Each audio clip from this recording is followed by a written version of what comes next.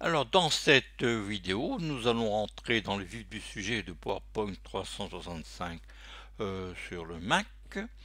Et cette présentation a été en partie actualisée pour la version 16.47. Alors, ce sera le texte, les Istapus, les animations de texte et les formes.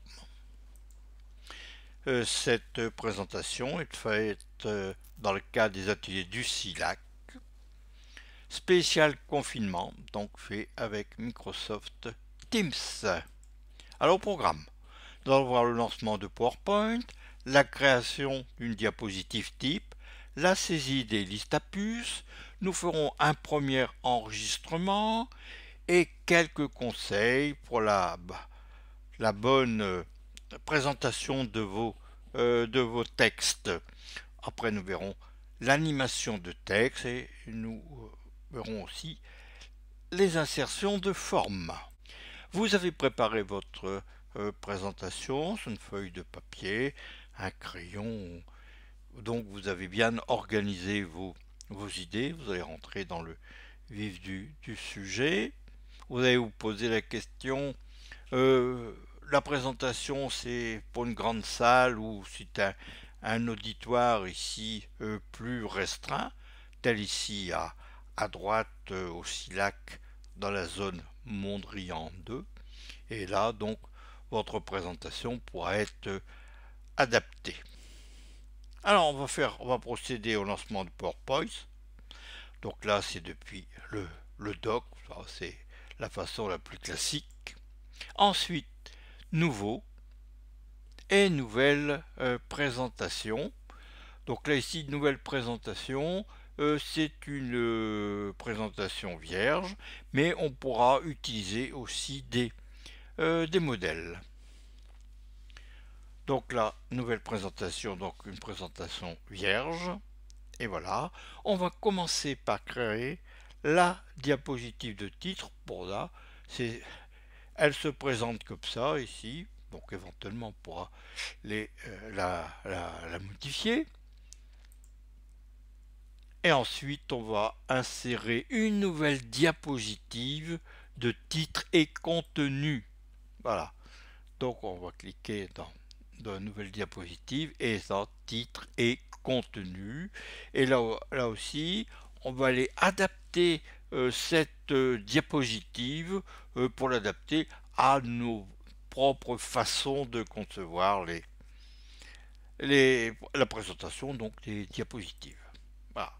Donc on peut réduire la zone disons de titre ici, choisir ici une taille de police, une couleur de police. On pourra aussi agrandir ou réduire la zone qui nous servira de corps de diapositive pour le texte et les images.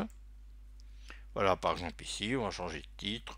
Donc là, le changement de police, bon, ça se fait depuis l'onglet accueil, donc soit de police, de la taille, de la couleur.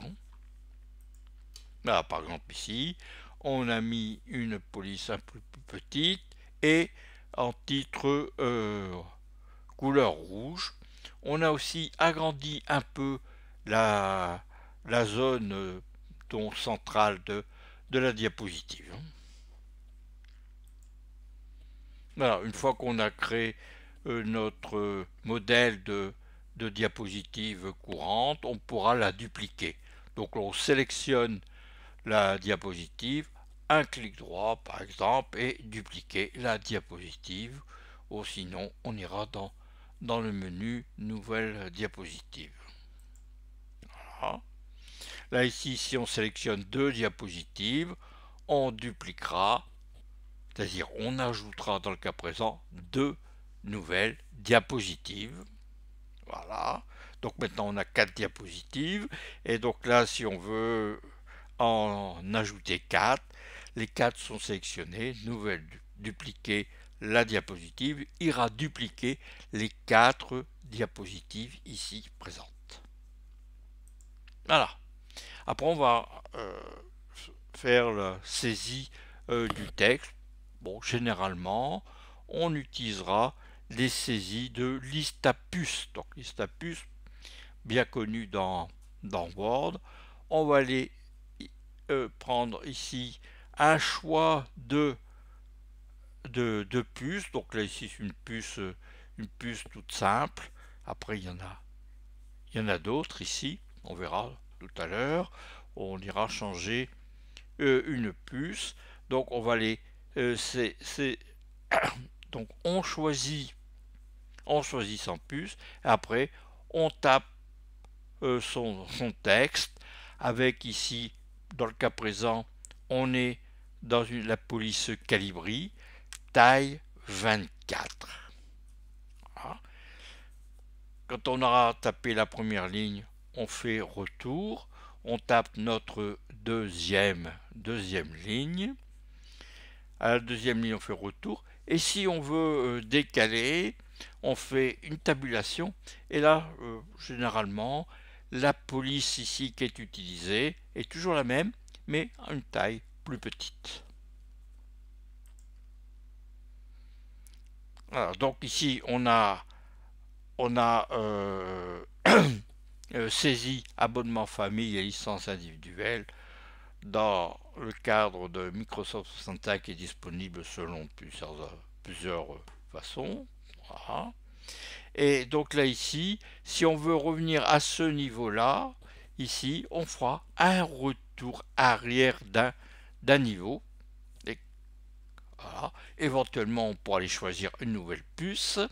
Et voilà, donc ici, on a fait un retour arrière d'un niveau. On a choisi une nouvelle puce et là, on continue la saisie. Alors nous allons procéder au premier enregistrement. En standard, l'enregistrement est automatique et ça va commencer par un nom de présentation, comme là ici, présentation 1, présentation 2, etc. Donc là, pour enregistrer sur son Mac ou dans un nuage, on ira dans le menu Fichier, Enregistrer sous. On ira choisir un dossier. Donc là, ici sera dans le dossier document. On ira choisir un nom. Donc là, ici, comme c'est juste pour une petite démonstration, je vais l'appeler PowerPoint Prez 1. Donc là, on est dans le dossier document. Éventuellement, si vous voulez enregistrer dans le nuage, donc généralement dans OneDrive, on irait cliquer sur enregistrement en ligne. Donc dans le cas présent, on ira enregistrer la présentation PowerPoint Prez 1 dans le dossier document et on fait enregistrer. Quelques conseils pour la saisie du texte dans PowerPoint. Alors tout ça, c'est pour permettre que votre auditoire ne s'ennuie pas trop, qu'on respecte bien quelques règles qu'ont édictées certains grands spécialistes de la présentation PowerPoint ou autres outils. Alors, voilà le genre de texte que l'on pourrait saisir pour présenter PowerPoint. Mais bon, ça c'est ce qu'on faisait dans le temps, taper à la machine à écrire. Bon, c'est à oublier. On va aller aérer le texte, on va en mettre beaucoup moins et choisir des polices plus grandes. Voilà, c'est parti à la corbeille. Alors, voyons voir un peu quelques conseils de Mathieu Langlade. Donc Mathieu Langlade, c'est un YouTuber qui publie beaucoup sur YouTube. Bon, on en trouvera aussi d'autres. Bon, enfin, j'ai retenu donc les conseils de Mathieu Langlade. Alors, donc, quand on va créer la présentation, une idée par diapositive, avec une taille de caractère suffisante. Là, lui, il préconise une taille de caractère de 30 points. Pas trop de polices, 1 à 2 polices par diapositive. On va pas trop abuser des animations et chaque fois que ce sera possible, les graphiques sont mieux que le texte. Et voilà. Voilà par exemple la présentation que l'on pourrait faire de PowerPoint. Bon, bien sûr, ça n'empêche pas le présentateur de commenter plus en détail le texte qui est affiché ici. Mais ça évite aussi à tous les auditeurs de passer son temps, de passer leur temps plutôt, à lire tout le texte tel qu'on avait vu là précédemment. Donc là, on présente, dans PowerPoint, on présente les grandes idées. Voilà. Et on verra tout à l'heure qu'on pourra animer ce texte. Alors là, donc là ici, on a ici une taille de police pour les, pour les titres, une taille de police, pardon, une taille de police ici pour le texte. Bon. Alors, la mise en page se fera principalement donc depuis l'onglet accueil. Donc on a notre groupe, groupe police qui est affiché dans la mesure où on a paramétré dans les paramètres et les préférences plutôt la police. Donc là ici on a le menu avec les différentes polices, ici menu déroulant, la taille de police. Là ici on pourra agrandir ou diminuer la police. Et là c'est gras, italique, souligné, barré, élevé à la puissance. Là c'est pour surligner et là pour choisir la couleur de la police. Bon là c'est le truc classique tel qu'on le voit dans Word. Hein. Et là ici c'est le groupe paragraphe. Donc là ici en particulier cadrage à gauche, centré, euh, euh, cadré à droite et là justifié. Et là ici, bon, ça, et ici ce sont les puces. Voilà. Là, un éclaté de l'ensemble de l'onglet accueil. Bon, on va surtout travailler pour l'instant avec le groupe paragraphe, le groupe police. Ah, donc là ici, on a sélectionné, ils ont le texte, il est en Verdana 36, couleur rouge. Alors voyons maintenant comment animer un texte. Alors, au niveau de la présentation, on va reprendre le texte corrigé qu'on a utilisé tout à l'heure. Et par exemple ici, pour animer une phrase, donc ouais, on sélectionne la phrase, entrée brusque, éventuellement on donnera d'autres effets supplémentaires. Enfin pour l'instant on va commencer par quelque chose de simple, c'est entrée brusque. Voilà, notre entrée brusque, le texte ou l'objet entre brusquement à partir d'une direction spécifiée.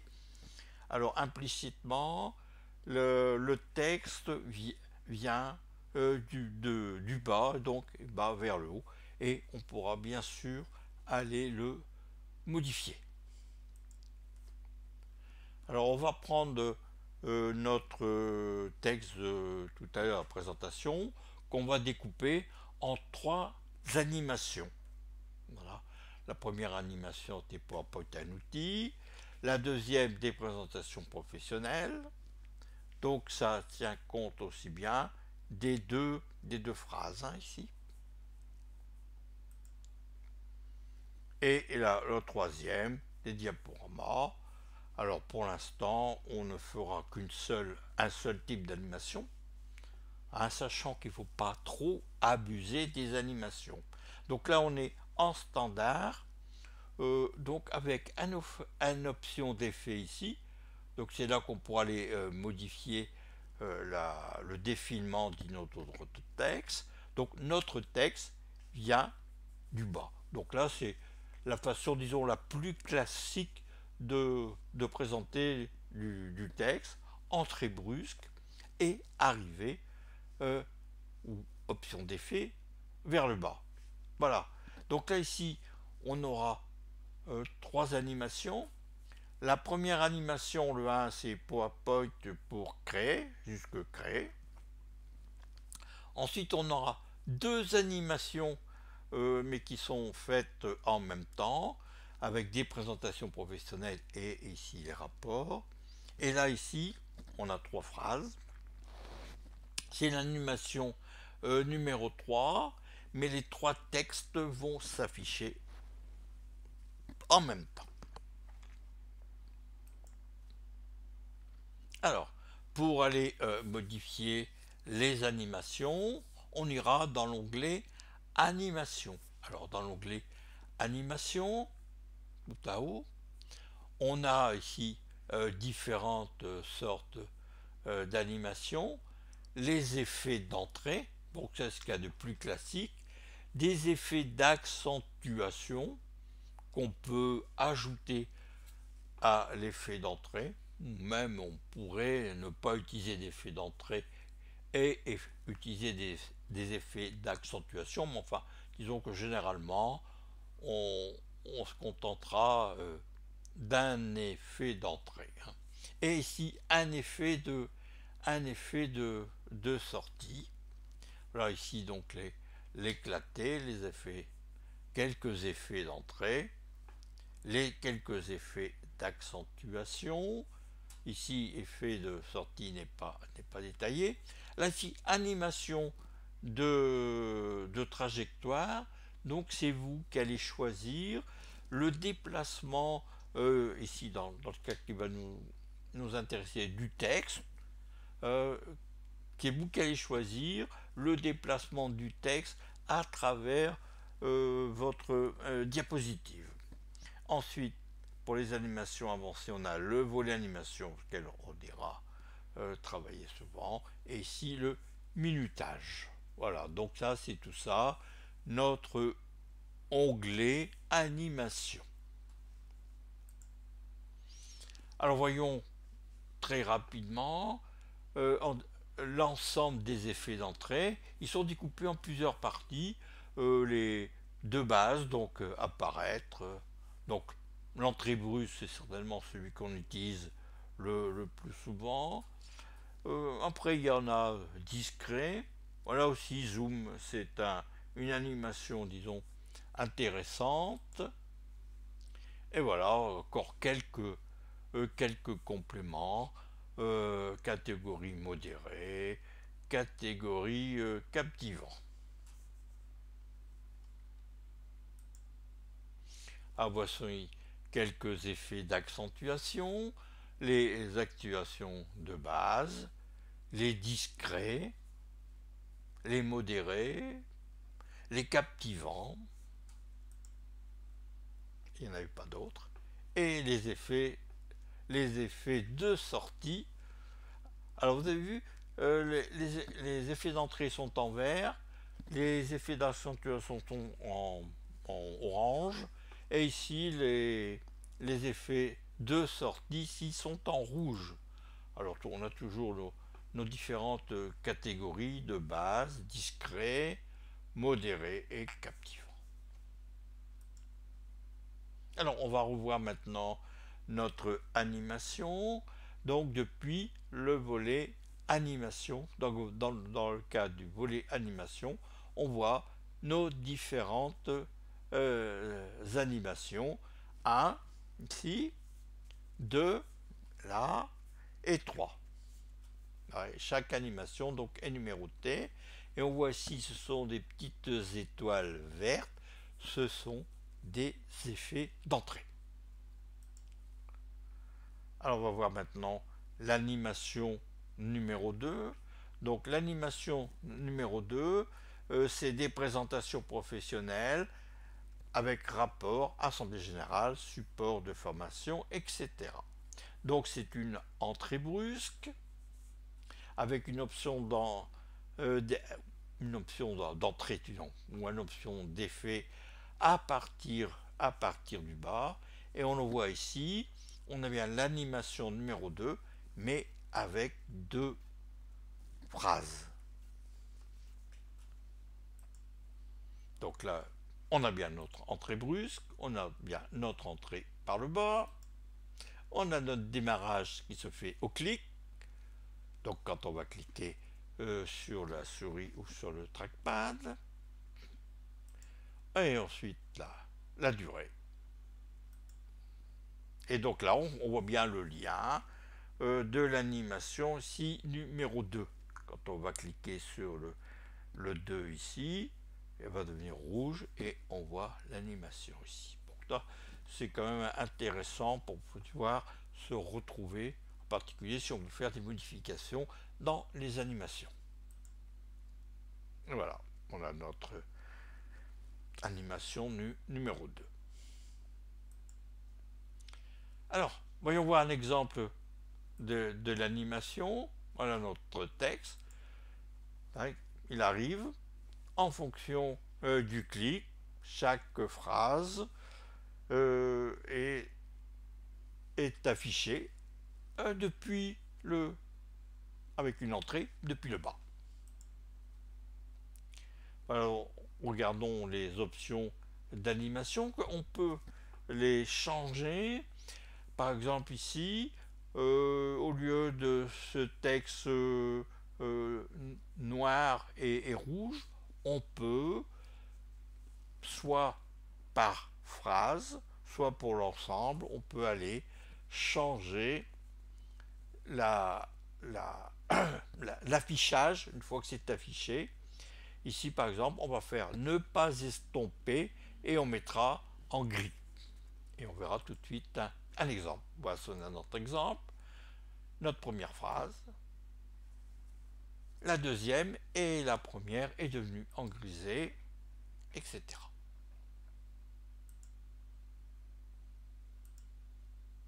Et voici donc notre diagramme complet, notre entrée brusque qu'on a déjà vu, entrée par le bas, la durée 0,5 secondes, un démarrage au clic, et ici, dans les donc propriétés, on avait bien aussi à partir du bas, et après l'animation, ça devient grisé. Et on retrouve ici le minutage, démarrage au clic et durée 5 secondes.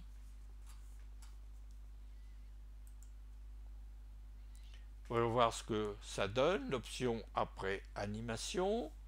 Donc là, on a bien la 1, et on voit ici animation, après animation, c'est en grisé. On va faire un changement de la première phrase, ici, et au lieu de la 1, au lieu de faire rentrer par le bas, on va faire rentrer à partir de la droite. Alors je répète un peu les préconisations. N'abusez pas de trop d'animations différentes, sauf évidemment dans le cas d'une formation en PowerPoint, pour montrer les différentes choses que l'on peut faire, voire même déconseiller de faire. Voilà notre présentation, on pourra la modifier, et voici ce que ça donne, entrée par droite, et là on a gardé les autres textes qui entraient par le bas. Alors on peut aussi changer l'ensemble des animations. Donc on sélectionne ici dans la boîte de dialogue, on sélectionne la totalité des animations, et dans le menu options, dans les menus options d'effet, on fait entrée propriété à partir de la droite, donc entrée à partir de la droite. Voilà, donc tout notre texte entre à partir de la droite. Alors une autre façon aussi d'afficher le texte, c'est utiliser le retourner. Alors, attention, certaines animations ne remplace pas l'animation modifiée, mais en ajoute une. Alors c'est le but de la démonstration. On va aller sélectionner la phrase ici numéro 1 et on va lui donner comme animation retournée. Mais en réalité, ça ne modifie pas la première animation, mais ça modifie la modification. Ça ajoute plutôt une modification, si bien que le texte sera animé deux fois. On va voir ça. PowerPoint a une petite présentation. Ah, 1, 2, 3. Et le quatrième, ouais. Donc ça signifie que si on veut remplacer l'affichage au lieu entrer par le bas ou entrer par la droite, si on veut remplacer par retourner, il faudra déplacer l'animation qui a été rajoutée et supprimer la précédente. Voilà, par exemple ici, voilà, on n'a que la première phrase. Ah, alors là on a mis une autre animation. Donc ça c'est encore le genre de choses encore pire à ne pas faire. Hein. L'autre animation c'est déposer. Donc là en particulier c'est un caractère à la fois. Alors ça disons dans le cas présent je peux le montrer, hein, puisque c'est pour dire ce qu'il faut éviter de faire. Donc là ça fait déjà deux animations et en plus ça ajoute un peu du temps de présentation qui est peut-être inutile. Hein. Voilà, et voilà, une troisième animation, voilà. Donc, évitez ce genre d'animation. Hein. Soyez sobre. Alors, regardons, voilà, donc ça c'était retourné tout à l'heure qu'on a vu. Voilà. Et donc là, on ira supprimer l'animation numéro 1 et on déplacera vers le haut la présentation, disons, numéro 4. Voilà, voilà nos petits exemples où on change les animations. Après, on pourra aller jouer sur le minutage, donc c'est le temps d'affichage. On pourra d'abord ajouter un temps avant que l'animation se réalise.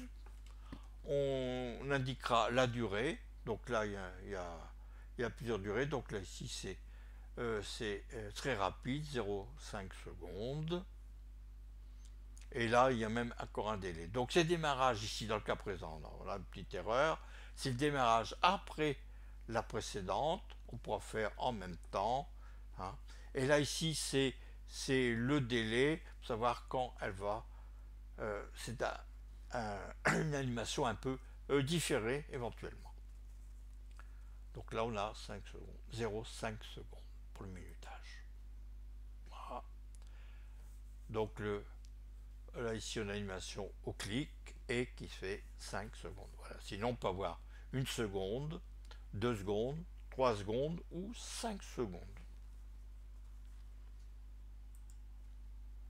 Alors pour changer l'ordre des animations, comme on a abordé tout à l'heure, on va aller sélectionner ici une animation et on va cliquer sur la petite flèche du haut et l'animation va monter. Et si on voulait déplacer une animation ici, on ira cliquer sur la flèche pour descendre l'animation vers le bas. Voyons maintenant quelques effets d'accentuation. Donc c'est un effet que l'on peut ajouter à un effet d'entrée ou même aller en remplacement à la place d'un effet d'entrée. Bon, personnellement, j'utilise assez peu les effets d'accentuation. Hein. Voilà, par exemple ici, on va ajouter un effet sur la première ligne. Et comme effet, on va mettre rotation. Le texte pivote dans le sens horaire ou anti-horaire. Bon. Voilà. Les facteurs de rotation, donc sur l'animation numéro 1. Et donc ça a ajouté, comme je l'ai dit tout à l'heure, ça a ajouté une animation supplémentaire. Donc c'est l'animation numéro 4. Et si on veut le mettre juste derrière la première animation, PowerPoint est un outil de présentation, on va aller sélectionner l'animation numéro 4 et on va faire monter ici en cliquant sur la petite flèche du haut. Voilà, donc on va déplacer l'animation numéro 4, on va déplacer vers le haut. Voilà. Et là, on voit que les animations ont été renumérotées, mais ça c'est pas fait, disons, tout de suite. Et on voit ici en vert animation, animation d'entrée.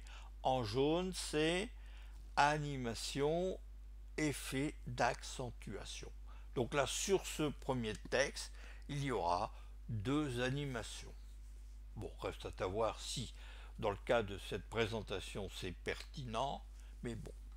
Ici, je suis dans le cadre d'une présentation pour expliquer PowerPoint, donc je peux me permettre quelques fantaisies et à vous de juger laquelle est à utiliser.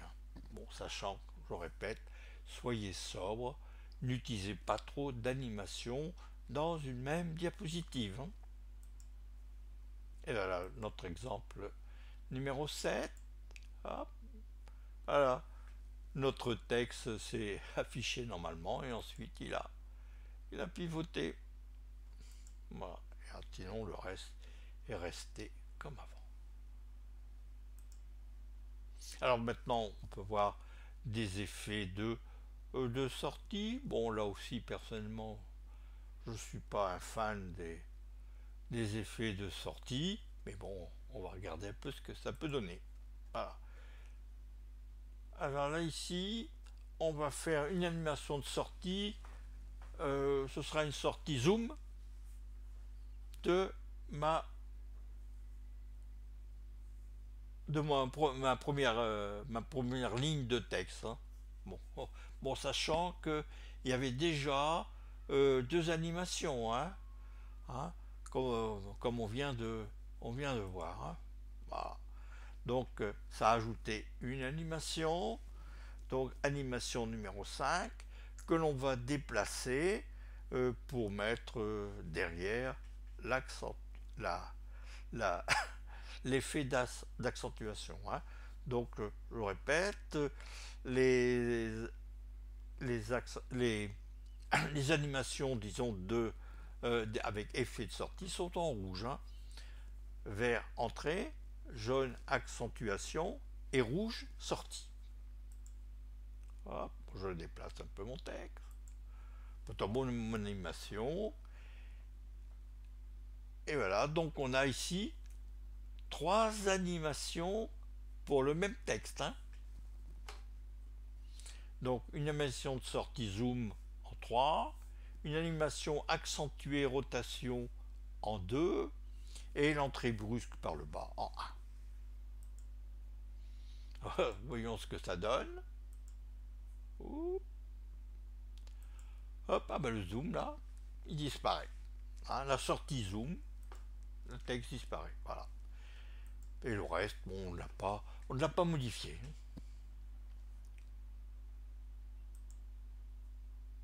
Maintenant, on peut dessiner une zone de texte.